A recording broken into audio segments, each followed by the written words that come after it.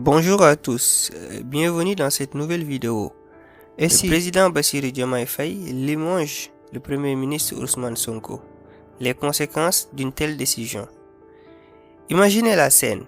Un matin, le président Bassirou Diomaye Faye convoque Ousmane Sonko à la présidence.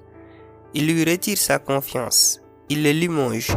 Que se passe-t-il dans les heures qui suivent, dans les jours qui suivent et pour le Sénégal dans son ensemble? C'est la question que beaucoup évitent de poser clairement. Aujourd'hui, on va y répondre. Pourquoi limoger Sonko est plus compliqué qu'il n'y paraît? Sur le papier, la Constitution est claire. L'article 53 dispose que le président de la République nomme le Premier ministre et ce qu'il nomme, il peut le révoquer. Diomaye l'a rappelé lui-même le 2 mai 2026. Je suis le président et il est le Premier ministre. Si je n'ai plus satisfaction, je mettrai le Sénégal en avant. Juridiquement, il a le droit absolu de le faire, mais en politique, avoir le droit de faire quelque chose et pouvoir le faire sans conséquence, ce sont deux réalités très différentes. Car Ousmane Sonko n'est pas n'importe quel Premier ministre. Il est le président du PASTEF, il est le leader de la formation politique qui détient 130 sièges sur 165 à l'Assemblée nationale. C'est lui qui a fait gagner le PASTEF au législatif de novembre 2024 en conduisant lui-même la liste. En d'autres termes, limoger Sonko c'est potentiellement entrer en guerre ouverte avec la majorité parlementaire dont dépend la stabilité du gouvernement. L'arme de la motion de censure. C'est là qu'entre en jeu un mécanisme constitutionnel redoutable, la motion de censure. L'article 86 de la Constitution sénégalaise permet aux députés de renverser un gouvernement. Si la motion de censure est adoptée à la majorité absolue, le Premier ministre doit démissionner. Et voici où la situation devient explosive. Les députés du PASTEF ont déjà fait une déclaration publique très claire. L'un d'eux a averti le président sans ambiguïté. Si vous licenciez Ousmane Sonko, nous voterons des motions de censure systématiques contre tout successeur éventuel. Il a conclu par cette phrase « Si vous oubliez pourquoi vous êtes au pouvoir, nous vous le rappellerons par des actes ». Concrètement, cela signifie quoi?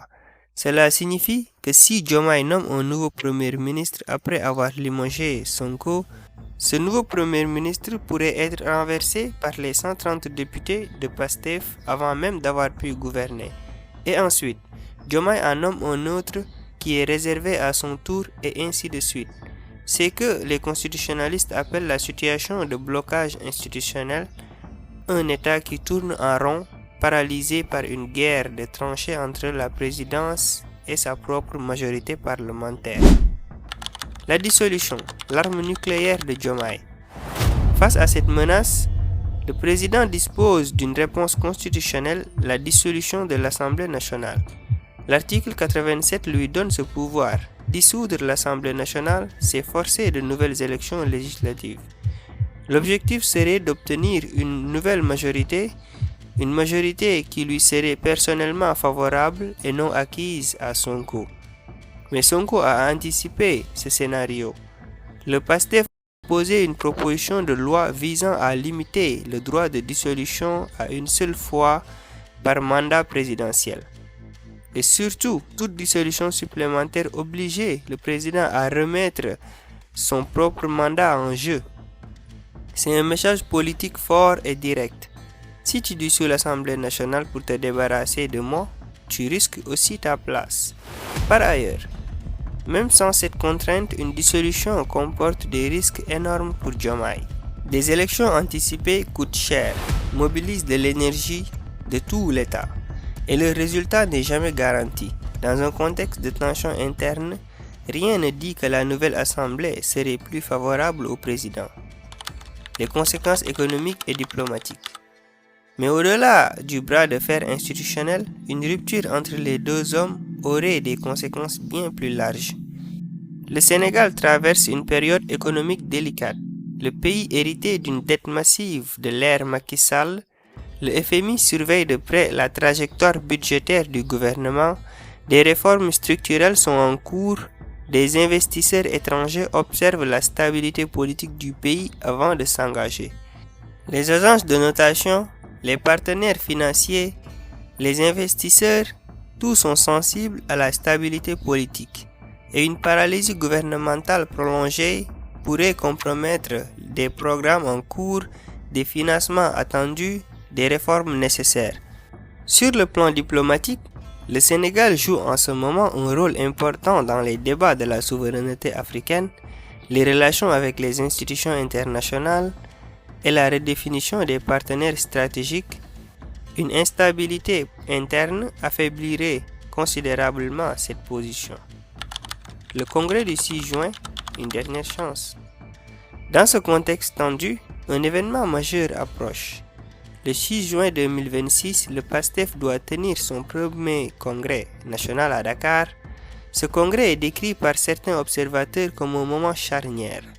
Soit il permet un retour au dialogue entre les deux camps, soit il devient, selon les termes d'une tribune récente adressée directement au président, le théâtre d'une fracture définitive. Des voix s'élèvent pour appeler à la médiation. El Malick Ndiaye, président de l'Assemblée nationale, est cité comme médiateur naturel entre les deux hommes. Des guides religieux pourraient également jouer un rôle dans le rapprochement, car dans la culture politique sénégalaise, les grandes crises ne se règlent pas toujours dans les textes constitutionnels, elles se règlent aussi dans les conciliabules, les rencontres discrètes, les médiations informelles. La question est donc, les deux hommes accepteront-ils de s'asseoir autour d'une table avant que la situation ne devienne incontrôlable? Alors, si Diomaye limonge Sonko, que se passe-t-il vraiment? La réponse honnête est celle-ci. Personne ne sort gagnant d'un affrontement ouvert. Diomaye perdrait le soutien de la majorité parlementaire dont il a besoin pour gouverner. Sonko quitterait le pouvoir exécutif à un moment où il n'a pas encore consolidé son projet et le Sénégal se retrouverait dans une période d'instabilité dont les premières victimes seraient les citoyens ordinaires. C'est peut-être pour cette raison que, malgré les tensions visibles, aucun des deux hommes n'a encore franchi le point de non-retour. Chacun sait ce qu'il risque, et c'est justement cette conscience mutuelle du risque qui maintient encore pour l'instant un équilibre fragile. Jusqu'à quand? Le congrès du 6 juin nous donnera peut-être une réponse. C'est tout pour cette analyse. Abonnez-vous à l'essentiel politique pour suivre l'évolution de cette situation en temps réel. À très bientôt.